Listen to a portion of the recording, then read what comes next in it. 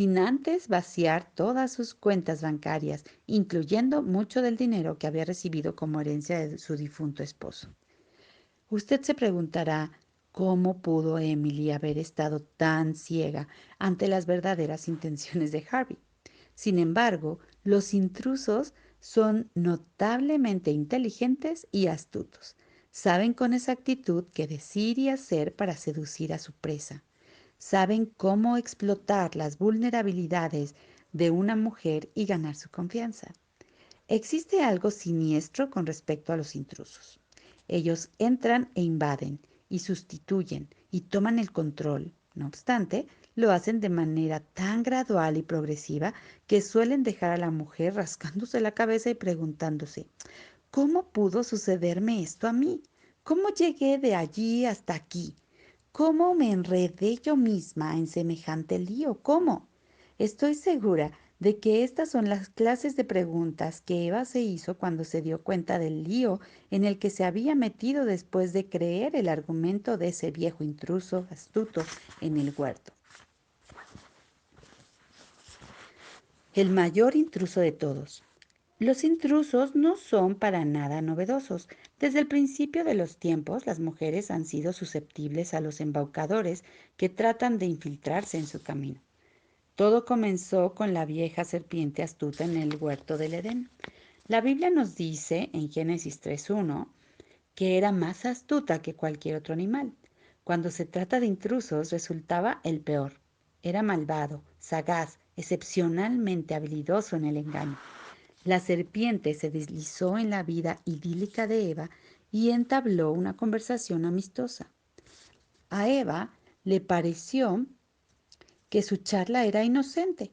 Lo que menos se iba a imaginar era que resultaría ser un embaucador muy calculador. Mientras hablaban, tergiversó la verdad solo un poco. Lo que proponía sonaba bien, justo y razonable para Eva. Estoy segura de que estaba convencida de que él solo trataba de ser útil. Sin embargo, en realidad no lo fue. Tenía un objetivo en mente mucho más siniestro. Era como un hábil vendedor de autos usados que trata de vender un cacharro haciéndolo parecer un Lincoln. Empleando una serie de pequeñas mentiras, la engañó para que creyera su discurso deshonesto. La serpiente con su astucia engañó a Eva. Segunda de Corintios 11:3. Si se hubiera imaginado las consecuencias horribles, dolorosas y mortales de su decisión, ¿cree usted que habría escuchado las mentiras de la serpiente y desobedecido a Dios? Probablemente no. Ya usted conoce el resto de esta trágica historia. Eva comió del fruto prohibido y se lo dio a Adán, quien también lo probó. Sus ojos fueron abiertos y se avergonzaron y horrorizaron de su propia desnudez. Para cubrir sus partes privadas trataron de entretejer algunas hojas de higuera, y cuando Dios fue a verlos más tarde esa noche, se ocultaron. Lo primero que Dios hizo después de pedirles explicaciones a Adán y Eva por su comportamiento fue maldecir a la serpiente. La condenó a arrastrarse sobre su vientre y a comer polvo, una postura de extrema humillación. Antes de esto, las serpientes aparentemente tenían extremidades y no se arrastraban. Dios advirtió que el conflicto entre la mujer y la serpiente se intensificaría y continuaría. No obstante, sorprendentemente dejó entrever que un libertador finalmente aplastaría y derrotaría a ese peligroso, poderoso enemigo. Entonces el Señor Dios le dijo a la serpiente, porque lo que has hecho eres maldita más que los animales, que todos los animales, tanto domésticos como salvajes. Andarás sobre tu vientre, arrastrándote por el polvo durante toda tu vida, y pondré hostilidad entre tú y la mujer, y entre tu descendencia y la descendencia de ella. Su descendiente te golpeará la cabeza, y tú le golpearás el talón. Génesis 3, 14 y 15. Eva no tenía idea de lo que todo eso significaba. No sabía que la serpiente era el archienemigo de Dios. No sabía que su descendiente se golpearía la cabeza de la serpiente, que golpearía la cabeza de la serpiente era Jesús. Antes de que la humanidad pecara, Dios ya tenía un plan armado para derrotar a la serpiente y vencer el pecado. Romanos 16:20, Apocalipsis 12:9.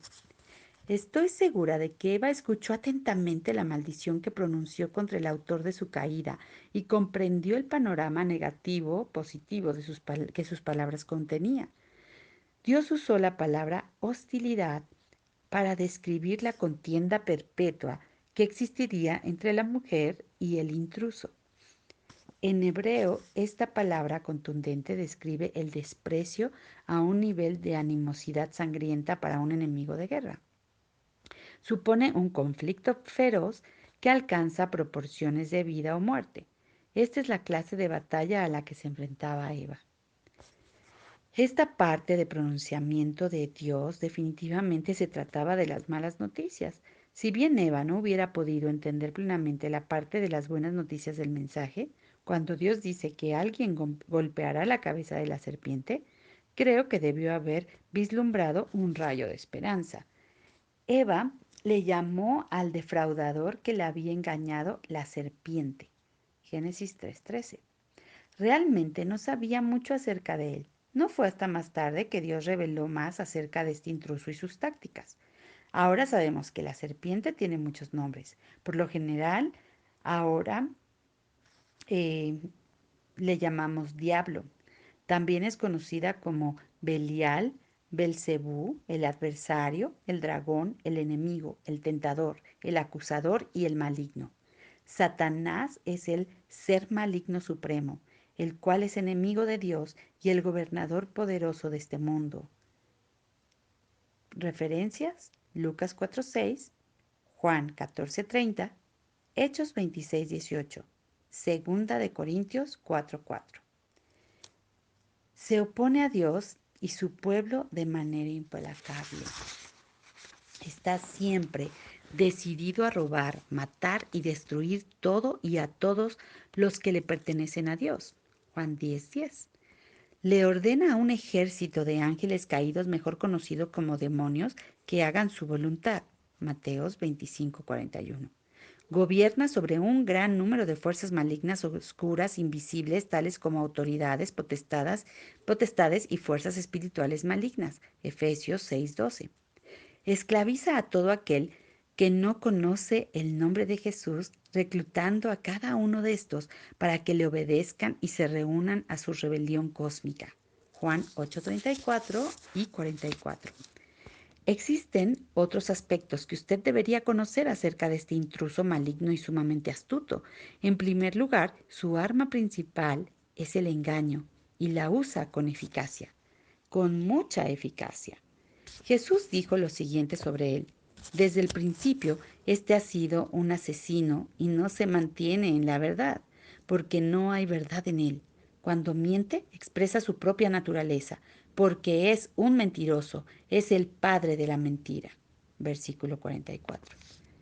En segundo lugar, es el principal farsante. Siempre oculta su verdadera naturaleza e intenciones.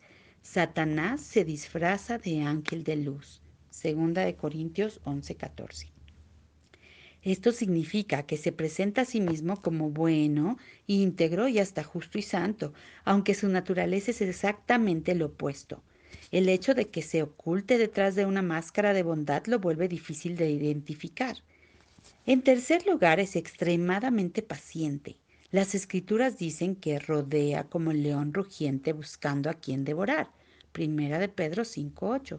La palabra rondar contiene la misma clase de idea que la palabra intruso. Significa acechar, merodear, escabullirse, entrar a hurtadillas.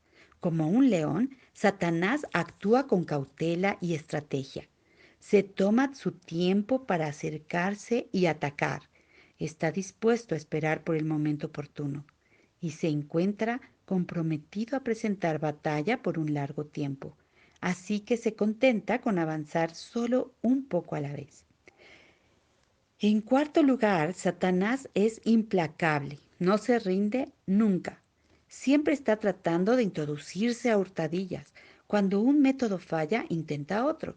Si hay algo de lo que puede estar segura es de que siempre está tratando de avanzar en su vida.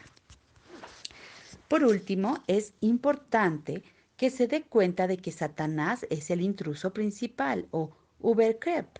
Uber proviene del idioma alemán y significa encima o sobre. Satanás está por encima de los otros intrusos. Él está sobre los ángeles caídos, demonios, principados, autoridades, poderes cósmicos y todas las fuerzas del mal. También está sobre todo aquel que no sirve a Dios y que, por lo tanto, sirve a Satanás. Él es el padre de los intrusos. ¿Por qué es importante que usted sepa esto? Porque cuando encuentre un farsante destructivo en su vida, puede estar segura de que Satanás está detrás de esto. Además, esto le da un panorama de la naturaleza y las tácticas del farsante. Como dice el dicho, de tal palo, tal astilla. Todos los intrusos están cortados por la misma tijera, usan disfraces y pretenden ser justos, al igual que Satanás. Tales individuos son falsos apóstoles, obreros estafadores que se disfrazan de apóstoles de Cristo, y no es de extrañar, ya que Satanás mismo se disfraza de ángel de luz. Por eso no es de sorprenderse que sus servidores se disfracen de servidores de la justicia. Su fin corresponderá con los que merecen sus acciones. Segunda de Corintios 11, 13, 15. Los intrusos son engañadores, se hacen pasar por algo que no son, avanzan de manera lenta pero persistente y están decididos a causarle un gran daño. Las escrituras nos advierten, sed sobrios y velar, Primera de Pedro 5:8. El hecho de que tengamos un enemigo poderoso y asesino que quiere dañarnos no es algo que debamos minimizar o ignorar. C.S. Lewis sugiere que los dos errores de las personas que las personas cometen cuando hablan de Satanás son no tomarlo en serio o, por lo contrario, tomarlo con demasiada seriedad. De acuerdo con esta frase, ninguna de las dos es una opción. Satanás no es una pequeña criatura de traje rojo y con cuernos que usted puede fácilmente quitarse de su hombro. Necesita darse cuenta de que forma parte de una batalla de vida y muerte contra un enemigo astuto e intimidante. A fin de resistir sus maquinaciones de manera efectiva, precisa, conocer a su enemigo y sus características y tácticas. Así como hay engañadores enfocados en las personas en Facebook, él y sus demonios la tienen a usted como objetivo. Rastrean sus movimientos, toman nota de sus hábitos, sus amigos y su familia, sus conversaciones y debilidades. Incluso ahora mismo están formulando un plan siniestro para infiltrarse en su vida y destruirla. Eso es como lo hacen los intrusos.